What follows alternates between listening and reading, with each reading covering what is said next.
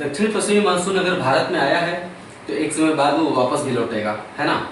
तो मानसून के लौटने की क्रिया को हम लौटता मानसून कहते हैं, लौटता मानसून, या फिर मानसून का निवर्तन कहते हैं। जो लौटता मानसून है उसे हम मानसून का निवर्तन कहते हैं।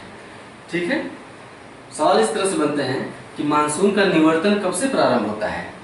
ठीक है, निम्नलिखित में से कौन सी अवधि मानसून के निवर्तन का काल है। मानसून के निवर्तन काल में भारत में कहां पर वर्षा होती है। मानसून का निवर्तन भारत के किस राज्य से सबसे पहले प्रारंभ होता है। तमाम तरह से 10 तरह के सवाल इस चैप्टर से बनते हैं। तो मानसून का निवर्तन चैप्टर का नाम है और इंग्लिश में से कहते हैं रिट्रीट ऑफ द मानसून। तो रिट्रीट ऑफ द मानसून को आइए समझते हैं।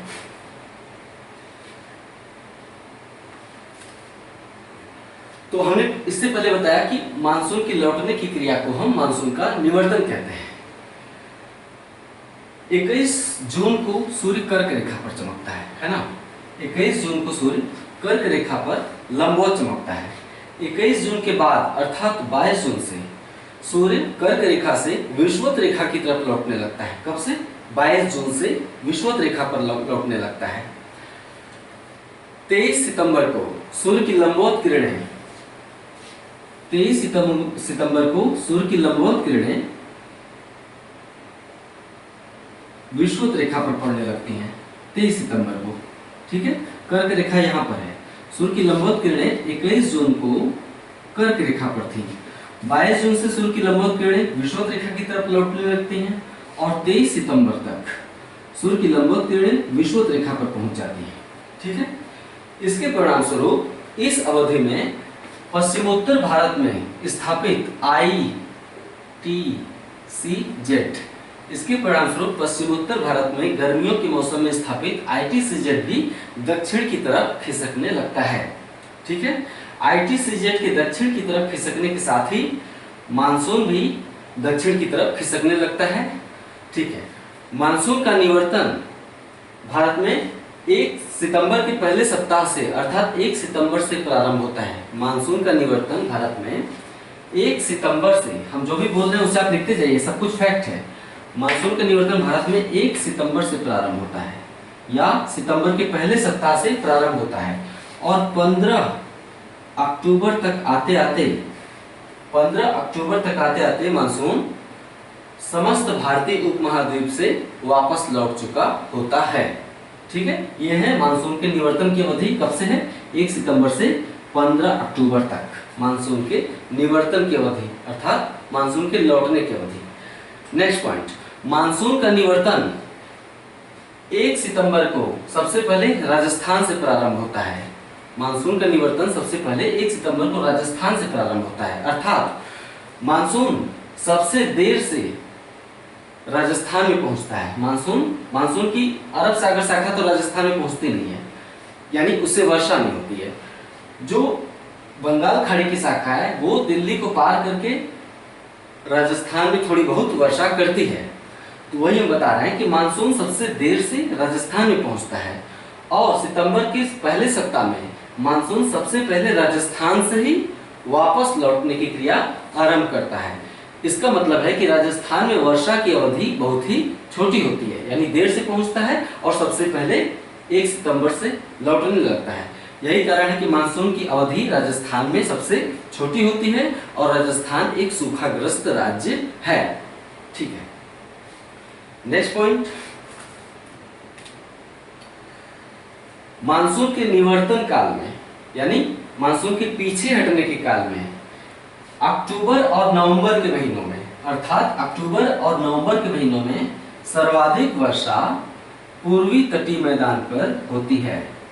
मानसून के निवर्तन काल में अर्थात अक्टूबर और नवंबर के महीनों में सर्वाधिक वर्षा पूर्वी तटीय मैदान पर होती है। मानसून के निवर्तन काल में, नेक्स्ट पॉइंट, मानसून के निवर्तन काल में पूर्वी तटीय मैदान पर होने वाली वर्षा 2 कारणों से होती है। लिखेंगे सब कुछ। मानसून के निवर्तन काल में पूर्वी तटीय मैदान पर होने वाली वर्षा 2 कारणों से होती है। पहला, अक्टूबर तक आते आते मानसून बंगाल की खाड़ी से अत्यधिक नमी प्राप्त कर लेता है। हमने इसके पहले वाले वीडियो में बताया था कि स्थल खंड जल्दी गर्म होते हैं और जल्दी ठंडे होते हैं, जबकि सागर देर से गर्म होता है और देर से ठंडा होता है। तो पश्चिमोत्तर भारत बहुत जल्दी गर्म हो जाता है, यही कारण है कि वहाँ ITCZ स्थापित हो जाता है। कब? मई या जून के महीनों में ITCZ यहाँ पे अपने आप को स्थापित कर लेता है, जबकि समुद्र देर से गर्म होता है। यही कारण है कि अक्टूबर के महीने तक आते आते बंगाल की खाड़ी अत्यधिक गर्म हो जाती है और लौटता मानसून बंगाल की खाड़ी से अक्टूबर के महीने में अत्यधिक नमी प्राप्त कर लेता है। दूसरी तरफ दक्षिणी पश्चिमी मानसून के कमजोर होने के साथ ही उत्तर पूर्वी मानसून प्रवाहित होने लगता है। दक्षिणी पश्चिमी मानसून के कमजोर होने के साथ ही उत्तर पूर्वी मानसून प्रवाहित होने लगता है। परिणाम स्वरूप लौटता मानसून एक तरफ बंगाल की खाड़ी से आर्द्रता या नमी ग्रहण करता है और दूसरी तरफ उत्तर पूर्वी मानसून के साथ मिलकर यह उत्तर पूर्व से दक्षिण पश्चिम की तरफ बहने लगता है। लौटता मानसून बंगाल की खाड़ी से नमी ग्रहण करता है और उत्तर पूर्वी मानसून के साथ मिलकर दक्षिण पश्चिम की तरफ बहने लगता है।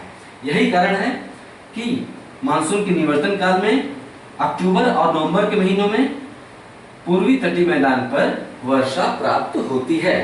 अक्टूबर के महीने में आंध्र प्रदेश के रायलसीमा तट पर वर्षा होती है और नवंबर के महीने में तमिलनाडु के कोरोमंडल तट पर वर्षा होती है। अक्टूबर के महीने में रायलसीमा तट पर और नवंबर के महीने में तमिलनाडु के कोरोमंडल तट पर। यानी मानसून जो लौट रहा है अक्टूबर में रायलसीमा तट पर वर्षा करता है और नवंबर में कोरोमंडल तट पर वर्षा करता है। इतना समझ में आया? ठीक है।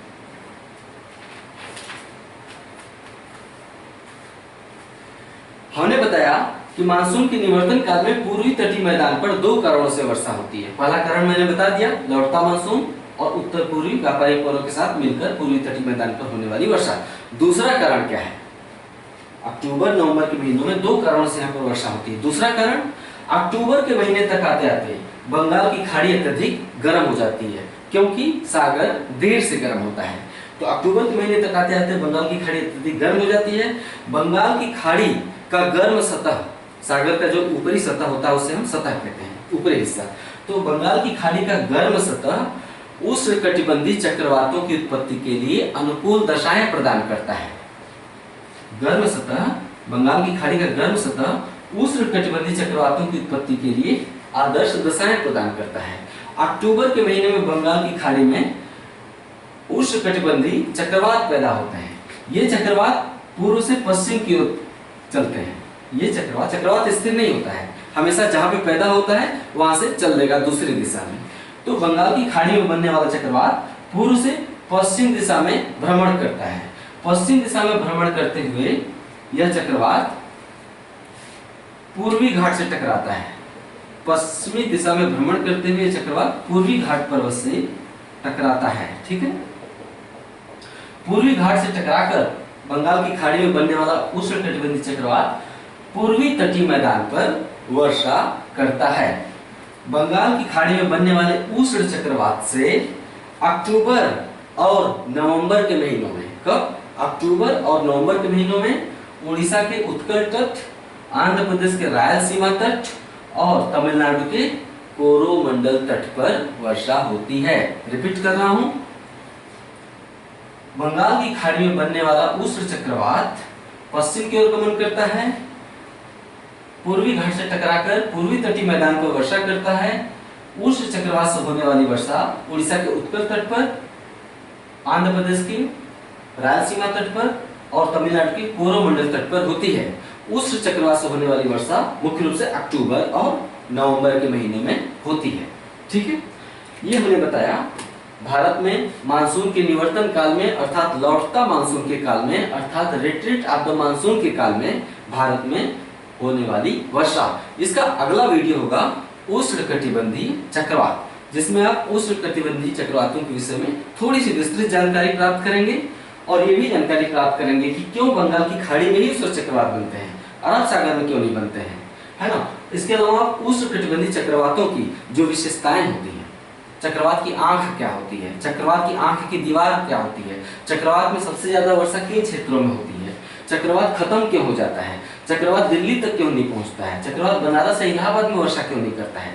इन सारे प्रश्नों का उत्तर आप उष्णकटिबंधीय चक्रवात वाले वीडियो में पाएंगे। ओके, आज का वीडियो कैसा लगा हमेशा की तरह प्रतिक्रिया देते रहिए। नमस्कार।